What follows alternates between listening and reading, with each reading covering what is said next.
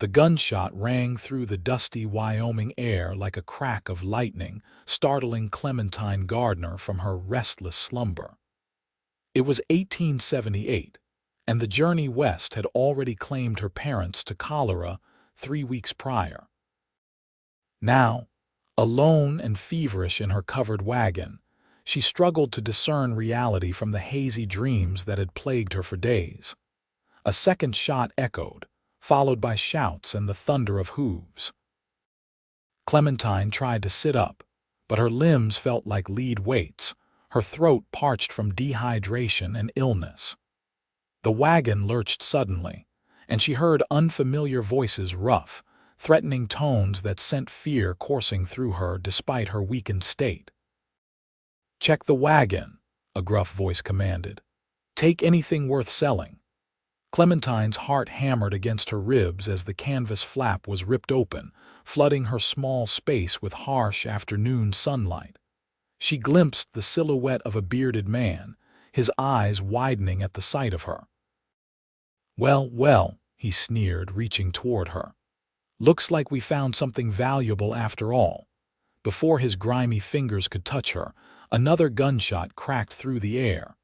The man's expression froze, then slackened as he crumpled to the ground. "That's no way to treat a lady," came a deep, steady voice from outside. "The rest of you boys want to reconsider your business here."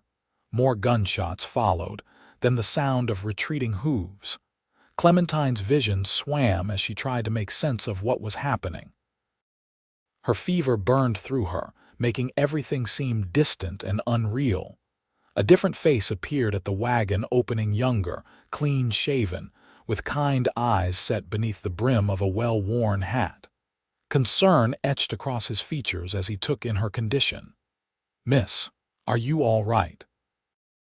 he asked, climbing carefully into the wagon. His movements were cautious, as if afraid of frightening her. Clementine tried to respond, but her throat constricted painfully. She managed only a weak cough, her eyes pleading what her voice could not convey. The cowboy reached for the canteen at his side, uncorking it and gently lifting her head. "Small sips," he instructed, his voice softer now. The water was cool against her parched lips, and she drank gratefully. When she tried again to speak to thank him, only a pained whisper escaped. Frustration and fear must have shown in her eyes because his expression softened further. She was too weak to speak. The cowboy said, "Then just rest, I'll talk enough for us both." He arranged her blankets more comfortably. "Name's Yates Caldwell. Those men won't be bothering you again." "I'm going to help you, miss, if you'll allow it."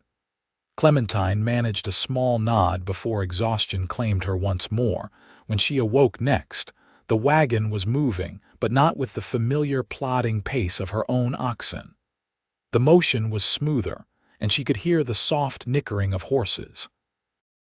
Night had fallen, and a lantern swayed gently from a hook, casting dancing shadows across the canvas. "Good, you're awake," came the cowboy's voice from outside. "We're about an hour from my place. Not much, but it's sturdy and dry. My mother always said that's half of what you need in this life." Clementine shifted slightly, surprised to find a damp cloth on her forehead. She must have made some sound, because Yates continued talking.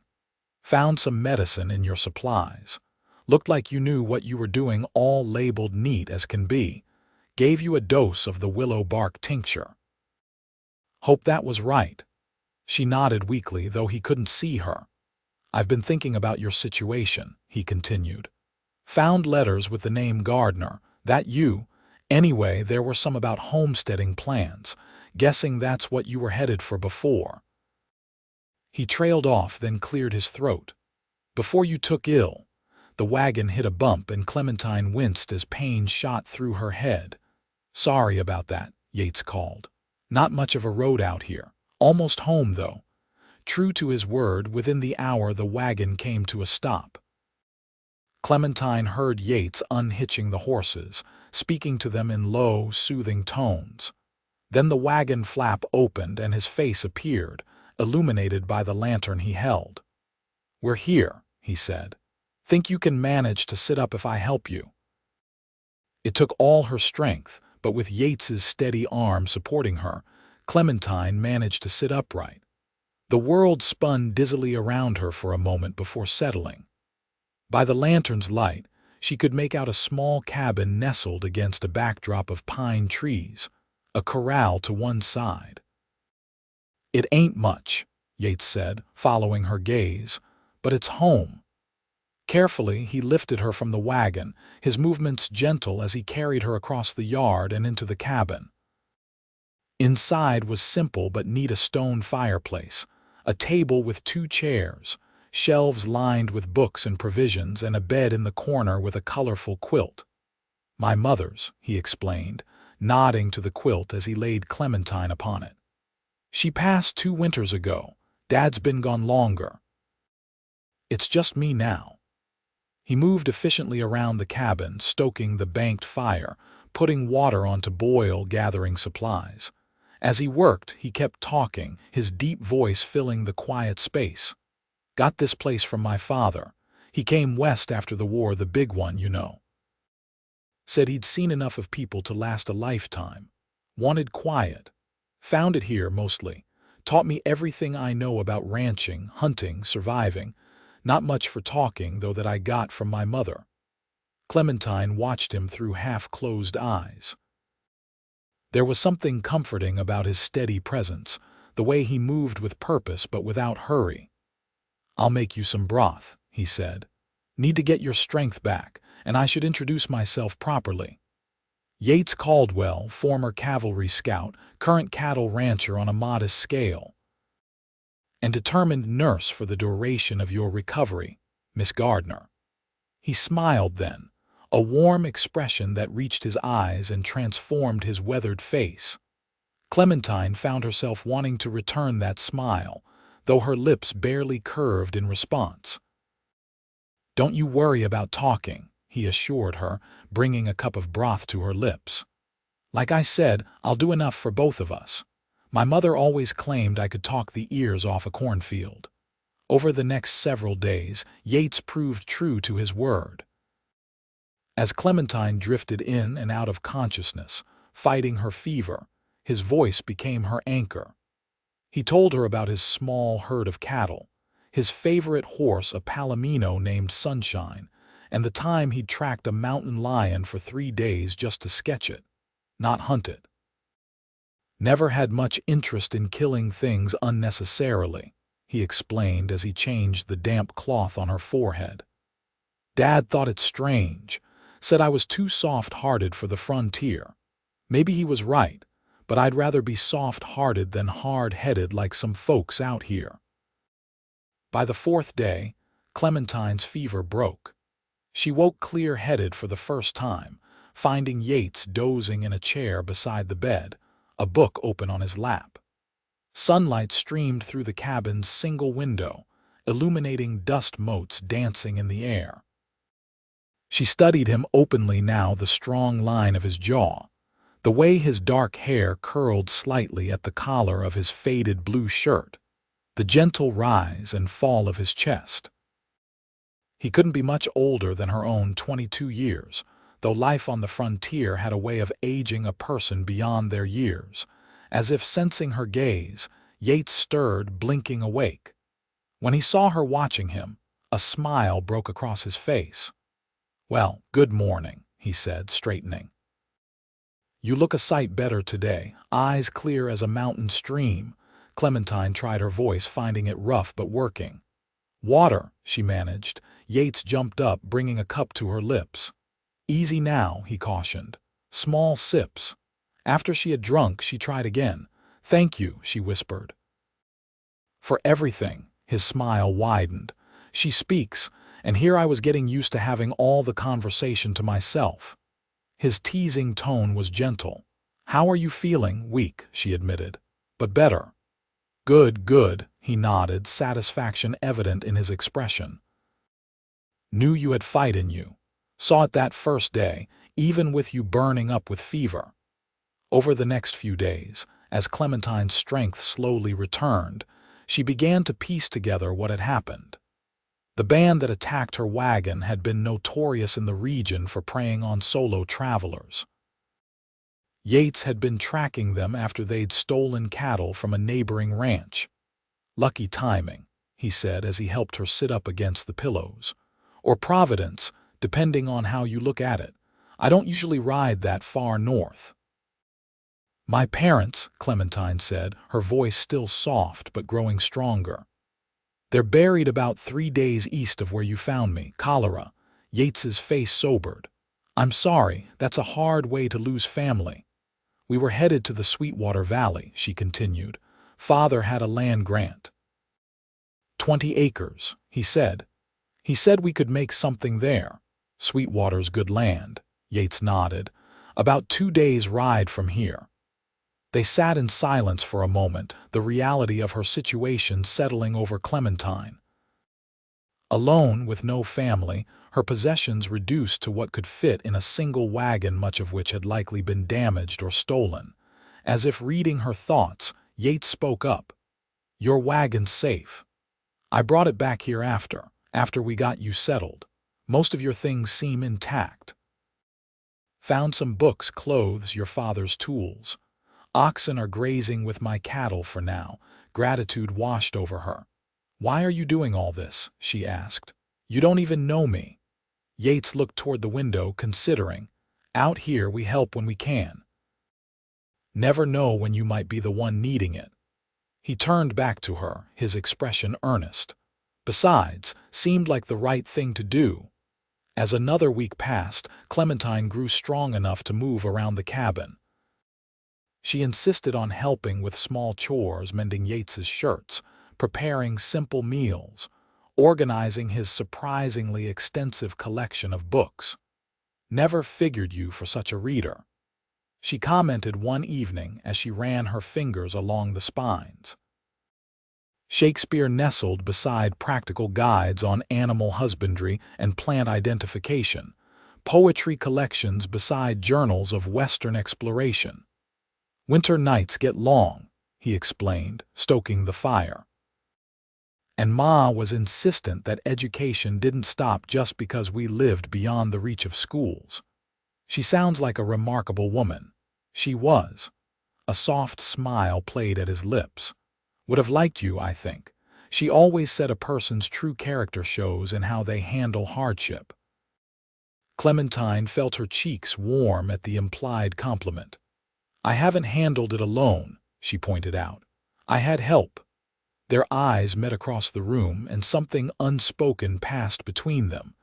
Yates cleared his throat and turned back to the fire. "Thought we might ride out to your land claim in a few days, if you're feeling up to it," he said. "Should see what you're working with before winter sets in. It comes early in these mountains." The idea of seeing the land that had driven her family's dreams sent a mixture of hope and grief through Clementine. "I'd like that," she said softly. 2 days later they set out at dawn. Yates had saddled his palomino for himself and a gentle dun mare for Clementine. The morning air was crisp, hinting at the autumn to come, though the August sun promised warmth as it climbed higher. "Ever ridden much?" Yates asked as he helped her mount. "Some," she answered. "We had horses back in Missouri, though not as fine as these." He looked pleased at her compliment to his animals.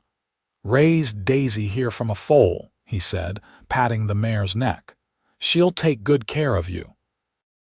The journey to Sweetwater Valley took them through varied terrain, forests of pine and aspen, open meadows vibrant with late summer wildflowers, and rocky ridges that offered sweeping views of the landscape. Yates pointed out landmarks and signs of wildlife, sharing stories of his experiences in each area. "There's a family of beavers that's been working on that dam for 3 generations," he said as they rode alongside a creek. "Stubborn creatures. Every spring flood takes out half their work, and every summer they build it right back up." Clementine found herself laughing at his tales, especially when he described his ill-fated attempt to raise a wolf pup that had resulted in the destruction of every pair of boots he owned. "Never did break him of that chewing habit," Yates said ruefully. "Finally had to give him to a passing Shoshone hunter who thought the whole situation was the funniest thing he'd ever seen." By midday, they crested a rise, and the Sweetwater Valley spread before them, a verdant expanse cut through by the silver ribbon of the river that gave it its name. "Your land should be just beyond that stand of cottonwoods," Yates said, pointing, "where the valley starts to narrow toward the foothills."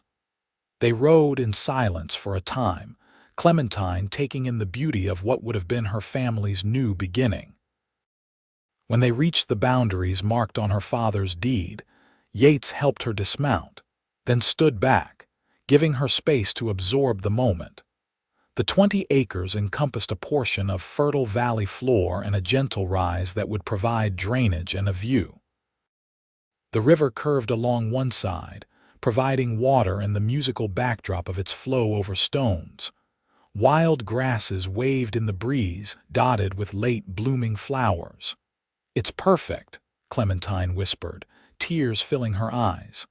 "Just as Father described it would be." She turned to find Yates watching her, his expression gentle. "Good land," he agreed.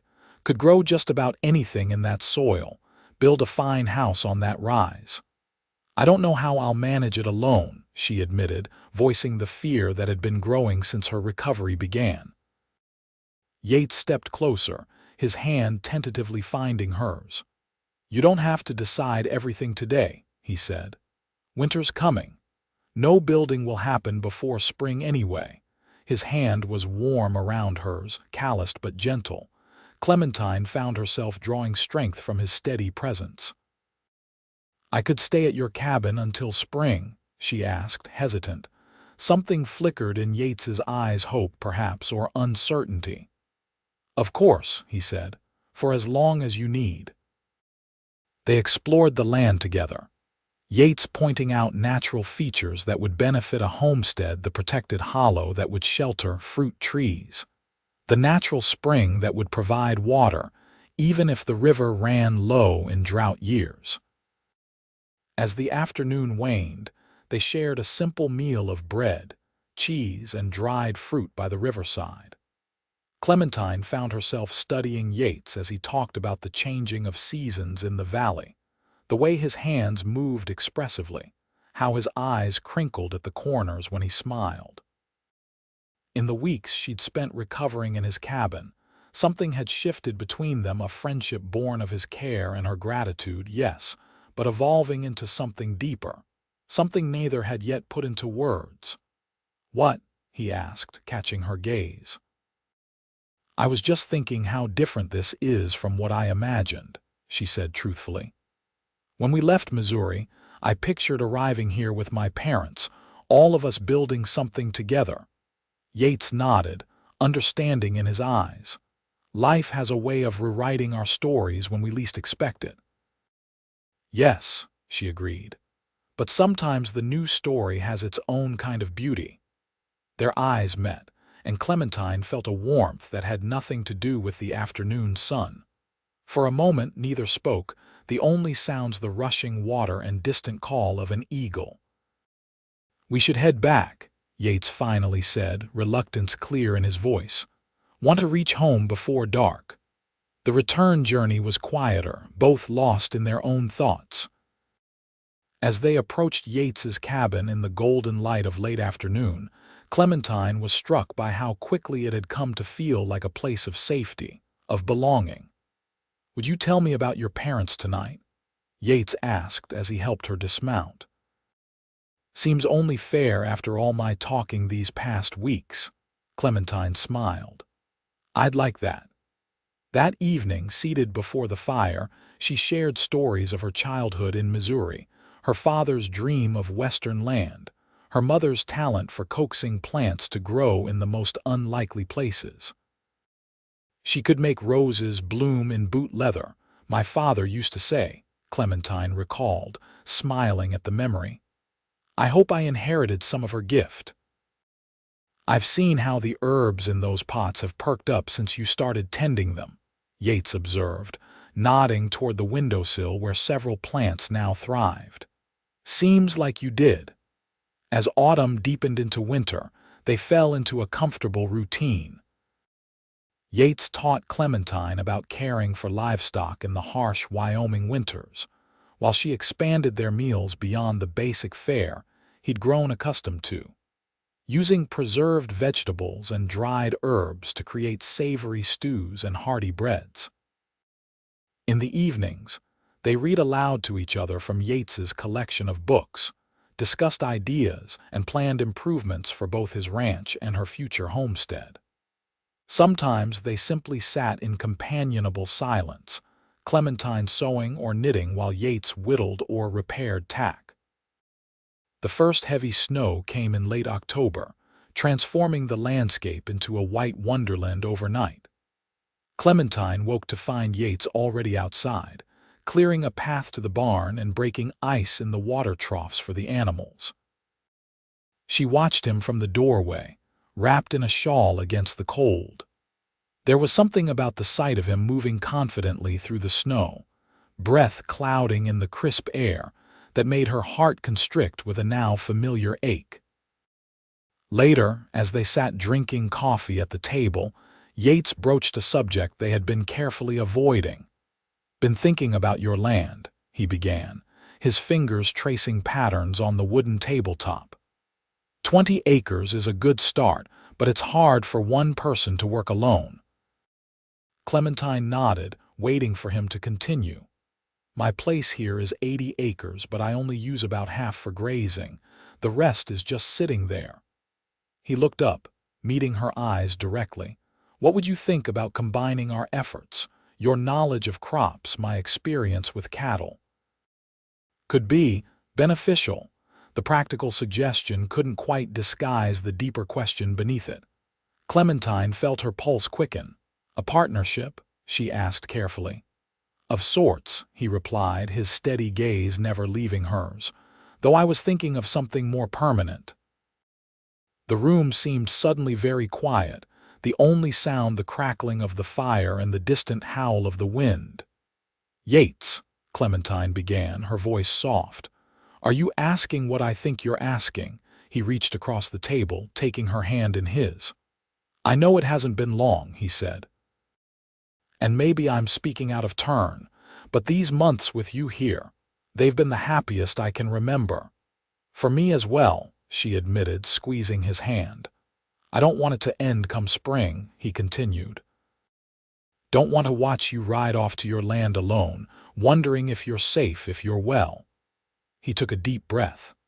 "I'm asking if you might consider making this arrangement permanent, becoming my wife." The words hung in the air between them, honest and unadorned. "I'm not a wealthy man," he added when she didn't immediately respond. "But I've got a good herd, this land is paid for, and I promise I'd work every day to make a good life for us." Clementine felt tears welling in her eyes, but they were tears of a different kind than those she'd shed in recent months.